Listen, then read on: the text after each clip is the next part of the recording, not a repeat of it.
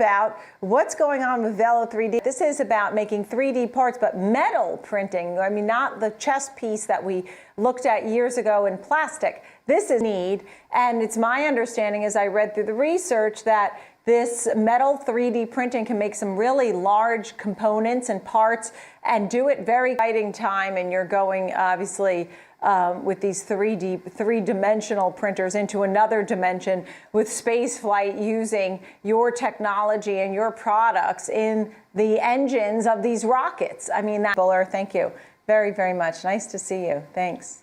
Thank you so much. Bye-bye. KeyBank this morning. Tell us a little bit about why this one is on your radar.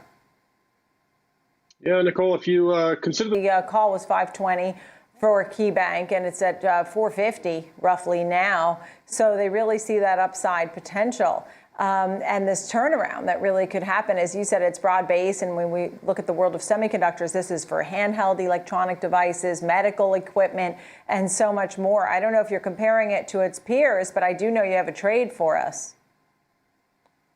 Yeah, so I mean, looking at this, and as you said about doubling your money, I mean, it's amazing how quickly it came down too when you looked at the chart, right? I was looking at that chart. I noticed December 28th, right? It was $513, and now January 10th, it was $426. I mean, that just tanked. George, great to see you. Thank you. Monolithic Power Systems, MPWR.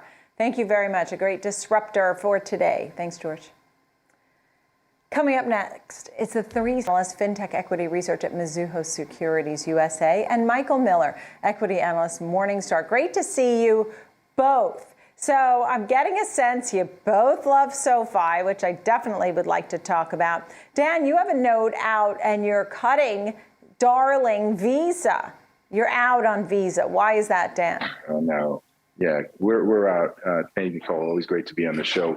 Look, I think we thought about these names. Why are they standouts in a pretty big field of players?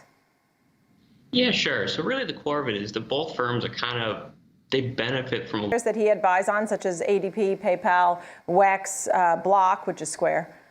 He kept MasterCard. Dan still has MasterCard as a buy. Final quick thought, Michael? Yeah, so we still like... Leave it right there. Dan Dolev, Mizuho, Michael Miller, Morningstar. Thank you both very, very much. Always great to see you. Thank you. Live Square. Thank you both very, very much for being with us. Obviously, telecoms have all we need going forward, particularly with 5G and more. So, Rebecca, I'll start with you. When you look at the performance last year, do you expect similar action this year, and where do you see some strength?